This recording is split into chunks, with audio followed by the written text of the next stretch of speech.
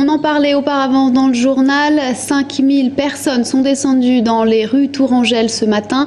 Parmi eux, les pompiers tourangeaux, rejoints par des collègues d'autres départements. Ils étaient plus de 300 en tout. Ils manifestaient également pour défendre leur retraite. Avec nous pour en parler, le président en Indre-et-Loire du syndicat national des sapeurs-pompiers, Cyril Boisaubert. Bonsoir. Bonsoir. Et merci d'être avec nous. Donc, je le disais à l'instant, votre manifestation à Tours a rassemblé également des sapeurs-pompiers venus de départements limitrophes. Donc pourquoi vous êtes rassemblés ici à Tours? Alors on a choisi de faire un rassemblement à Tours parce que, bon, pour les thèmes des retraites bien évidemment, mais aussi pour un autre thème qui nous est à cœur, celui sur notre temps de travail. Donc il y a eu une proposition de loi qui a été déposée par monsieur Ginesta, député du Var, et qui donc dans laquelle on peut retrouver une proposition concernant la modification de notre temps de travail. Actuellement nous travaillons 24 heures avec des équivalences, donc pour 24 heures nous sommes payés 16 heures, et monsieur Ginesta a fait une proposition pour que nous soyons sur un régime de travail en 3-8. Or, ce régime de travail ne répond absolument pas ni aux besoins du service sapeur-pompier, ni à la qualité de service public, et encore moins aux besoins budgétaires actuels. Expliquez-nous pourquoi ça ne convient pas au rythme d'un sapeur-pompier. On pourrait penser que c'est plus avantageux de passer en 3-8, ça fait des gardes moins longues que 24 heures. Oui, tout à fait, sauf que donc, les missions des sapeurs-pompiers sont parfois d'une part assez difficiles, et que ça mérite aussi d'avoir un temps après l'intervention pour pouvoir éventuellement évacuer un certain nombre de soucis psychologiques lors d'interventions encore une fois difficiles. Il y a aussi une cohésion qui doit se créer dans l'équipe, et quand on parle d'une deuxième famille chez les sapeurs-pompiers, la nécessité des 24 heures, elle est là, pour une continuité de service, pour le bien-être des sapeurs-pompiers, pour la qualité au travail, puisque on peut parler aussi de pénibilité. D'un point de vue professionnel, on a une formation qui doit être donc mise à jour chaque année. On a aussi donc un certain nombre d'interventions, le maintien du matériel en état correct et le passage des consignes. Donc si on s'imaginait passer en 3-8, ce serait évidemment pas possible d'avoir une qualité et une continuité dans le service qui puisse amener une qualité du service public des sapeurs-pompiers. Parler de productivité dans votre métier, c'est un peu alors irréaliste.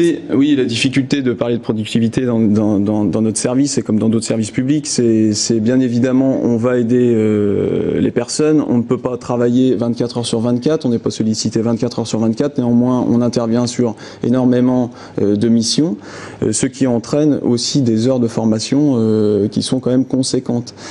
Cette proposition de loi a été co-signée par monsieur Lezeau, qui est député en Indre-et-Loire. Il faut savoir que dans cette proposition, on fait état des différents centres de formation, qui a fait grand débat dans le 37 à une époque pas si lointaine, et que monsieur Lezeau était quand même l'auteur de cette construction. Aujourd'hui, il a signé une proposition de loi qui remet en cause le fait de faire un centre de formation dans chaque département. Et c'est quand même quelque chose d'important, parce que bon, il se contredit un petit peu dans cette proposition. Donc pour être clair, cette proposition de loi, elle n'est pas sérieuse, et on a encore la preuve aujourd'hui, puisqu'on a des collègues qui ont manifesté dans l'Essonne et qui ont eu le soutien de l'ensemble de leur conseil d'administration qui sont contre ces propositions. Vous n'avez pas été soutenu par votre direction? Ici, on est soutenu, on avait déjà posé la question à monsieur Landré, qui est notre président de conseil d'administration et qui nous soutient dans notre action. D'accord. Autre objet quand même de mécontentement, c'est les retraites. Vous êtes encore à la retraite à 55 ans, il me semble. Alors aujourd'hui, la réalité des choses, c'est que la moyenne d'âge de départ des sapeurs-pompiers est d'environ 57 à 58 ans. Et à 70% du taux de leur salaire, quoi. Nous, ce qu'on souhaiterait au SNSPP PATS au niveau national, c'est de pouvoir utiliser le nombre d'heures, si vous voulez, comme on est en garde de 24 heures et qu'il y a 8 heures où nous ne sommes pas payés, pouvoir créer un compte épargne retraite, ce qui a été proposé dernièrement à monsieur Hortefeux, créer un compte épargne retraite que l'on pourrait utiliser et permettre aux sapeurs-pompiers de partir avec un salaire qui soit correct, une retraite qui soit correcte à partir de 55 ans. Après, la négociation est ouverte. L'objet du débat est important aujourd'hui parce que véritablement, suite à la rencontre avec monsieur Hortefeux, on a eu des paroles, mais derrière on n'a pas eu forcément d'actes. Donc nous, on souhaite quand même participer à notre avenir, et en termes de retraite, ça nous semble important de pouvoir faire quelque chose. Vous craignez que votre retraite à 55 ans soit remise en question déjà ou pas ?